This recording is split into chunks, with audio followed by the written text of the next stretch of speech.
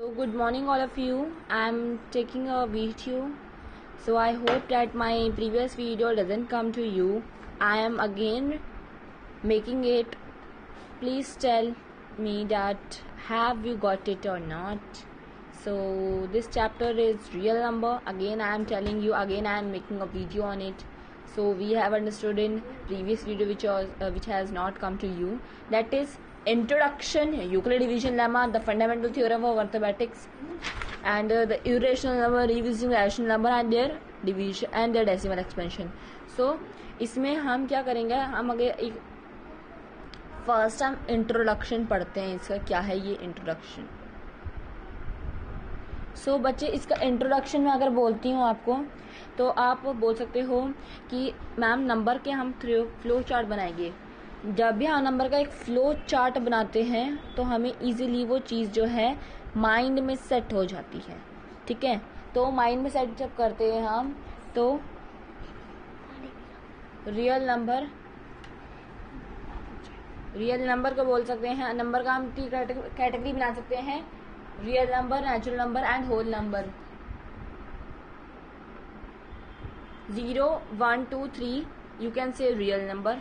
Okay, natural number you can say 1, 2, 3, 4 which comes naturally, which occurs naturally, and you can say whole number 0, 1, 2, 3. These are example, but if I define real numbers, then real numbers are those numbers which include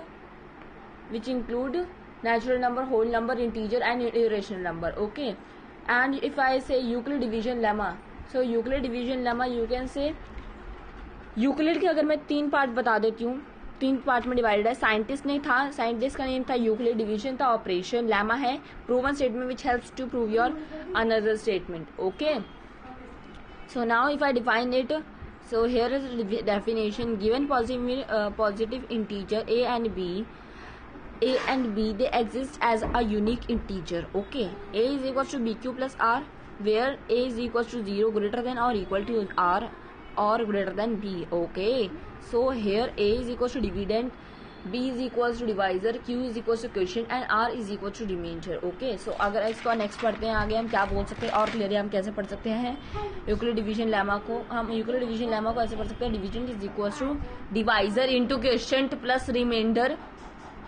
Okay, so 125 and 25 I have taken an example. A is equals to bq plus r where 0 is equals to or greater than r or b greater than. Okay, so 125 here is dividend, 25 here it is divisor, 5 here it is quotient, 0 is equals to remainder. तो ये हमारा पूरी तरीके से हो गया है. यानी कि 125 का डिवाइजर क्या है, यानी कि उसका फैक्टर क्या है 25. तो और एक इम्पॉर्टेंट पॉइंट है ये, mark as a important point here और write it in your notebook or book wherever you want to write, but learn it, not learn it, you can say समझो इसे पूरी अच्छी तरीके से. तो if our remainder does not come 0 then we have to again apply the Euclid division lemma. अगर हमारा ये पॉइंट क्या कह रहा है, ये पॉइंट कह रहा है कि अगर हमारा रिमाइंडर यहाँ अगर हमारा 0 नहीं आता सो हम क्या कहते हैं इसे. अगर मैं बोलती हूँ 17, तो अगर मैं बोलती हूँ 17 यहाँ लिख दिया एंड 3. ओके, तो 3 को जब मैंने डिवाइड करा तो इंटू 5 आ गया प्लस 2 आ गया. यानी कि ये हमारा क्या है, ये हमारा नहीं हुआ, ये हमारा इससे नहीं गया, 0 नहीं आया यहाँ पर. तो हमें इसे दोबारा अगेन अप्लाई करना पड़ेगा. क्या अप्लाई करना पड़ेगा, यूक्लिड डिवीजन लेमा अप्लाई करना पड़ेगा दोबारा हमें, क्योंकि रिमाइंडर लाना है 0. सो यूक्लिड डिवीजन लेमा क्या होता है, यही होता है कि जब 0 आ जाता है तो स्टॉप हो जाता है, फैक्टर निकल आते हैं, अगर नहीं आता है तो कंटिन्यू रखना पड़ता है यूक्लिड डिवीजन लेमा को.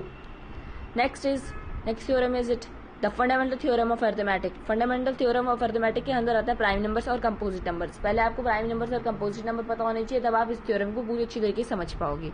प्राइम नंबर्स बोल सकते हो know having factor 1 and number itself, sorry it's number having factor 1 and it number itself. यानी कि 3, 5, 7, 9 इन सबको क्या हम कह सकते हैं, इन सबको हम कह सकते हैं प्राइम नंबर. क्यों कह सकते हैं प्राइम नंबर, बिकॉज इनके नंबर है, ये खुद नंबर है और फिर इनका नंबर इटसेल्फ आ जाता है prime number.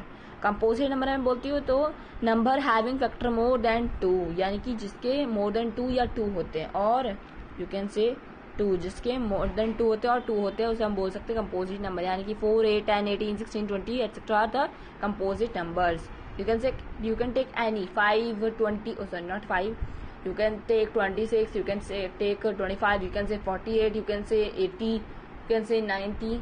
These are composite numbers. Okay. Next, I have taken 1.2. First question, first part. Okay, 40. So by prime factorization method, you can find out the factor of 140. 140 is equals to 20. 2 का square into 5 into 7, यानी कि ये हमारा आ गया prime factorisation method. Okay, अब मैं बोलती हूँ एलसीएम फाइंड आउट करना है हमें 90 और 45 का. आप क्या बोल सकते हो कि मैम प्राइम फैक्टराइजेशन मेथड से हम इसके फाइंड आउट कर सकते हैं. तो फाइंड आउट मैंने एलसीएम निकाली. एलसीएम कैसे निकाला? 90 और 45 को दोनों का रख लिया, ठीक है. फिर एलसीएम निकाला. एलसीएम कैसे निकाला? मैंने ये रख दिया, दोनों के फैक्टर दिए सारे.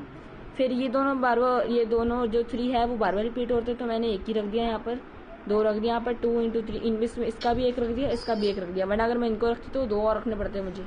तो 2 इंटू 3 इंटू 3 इंटू 5, यानी कि एलसीएम भी आ गया 90. एचसीएफ मैं बोलती हूँ अगर तो 3 है. ओके, अगर मैं बोलती हूँ आपको next HCF, highest common factor, lowest common factor, यानी कि बच्चों एचसीएफ नहीं पता, एलसीएम नहीं पता तो मैं इसकी डेफिनेशन बता देती हूँ. HCF those are the factor which has the highest number, having highest factor is known as highest common factor. And if the number is having lowest common factor, how you will find lowest common factor? You will arrange it. Okay, highest common factor जो होंगे वो double बार रहेंगे, उसे एक बार लिखो, ठीक है. लिखकर उन्हें, और जो नंबर एक एक बार डिग्री होगी सबकी, उन सबको लिख दो. यानी कि अगर मैं बोल रही हूँ इस तरीके से बच्चों, इस तरीके से ये बोलना चाह रही हूँ मैं, ठीक है, समझ जाओ. नहीं समझे तो बात समझा देती हूँ कि यानी कि जिस नंबर में सिर्फ एक बार आ रहा होगा, यानी कि 2 बार या 3 बार आ रहे होंगे हाईएस्ट डिग्री, आप उसे क्या बोल सकते हो कि वो है, हमें उसे 1 या 2 बार लिखना है. अगर वो 4 बार आ रहे हैं तो हमें इसे 2 बार लिखना है, ठीक है. 4 बार आ रहे हैं तो बच्चे उसका डबल कर दो ना. समझ आया क्या होगा? नेक्स्ट इरेशनल नंबर मैं बोलती हूँ तो इरेशनल नंबर और रेशनल नंबर मैं समझा देती हूँ. इरेशनल नंबर उन नंबर को बोल सकते हो बच्चे तुम जो पी अपॉन क्यू की फॉर्म में बन रहे होते हैं, उन्हें हम रेशनल नंबर बोल सकते हैं. और जो कह सकते हो जो पी अपॉन क्यू की फॉर्म में नहीं बन रहे, उन्हें आप क्या कहोगे? Irrational number. यानी कि एग्जाम्पल ले लेते हैं रेशनल नंबर का 15/12, यानी कि 5/4, यानी कि वो रेशनल नंबर है because it is forming the form of P upon Q. But if I am saying 5/15/3, so you can say 5 we can find out by cutting it. So we will find P upon Q not form, यानी कि हमें जिससे 5 P upon Q नहीं form होता है उसे हम कह सकते हो 5. Okay, next is our theorem 1.3. 1.3 में क्या कह सकते हो आप? 5 स्क्वायर, यानी कि number divide, let P be a prime number, let P be a prime, let P be a prime number. If P divides a square, if P prime number divides a square, then P divides a where, then P divides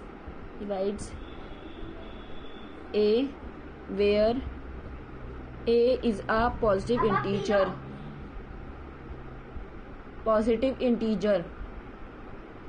Okay, this is the definition of this theorem. This theorem is saying this. Okay, 5 upon square upon 5, 25 upon 5, यानी कि 5 आ गई इसकी power 5. P is equals to prime number. P हमने क्या लिया था? 5 लिया था, और a स्क्वायर क्या लिया था? 5 लिया था. तो हम दोनों को जब करा तो आ गया ये. और अगर मैं नेक्स्ट थ्योरम पे चलती हूँ, it is our last theorem. अगर मैं बोलती हूँ revisiting rational number and their decimal expansion, तो आप बोल सकते हो 0. एग्जाम्पल ले लिया है मैंने 0.37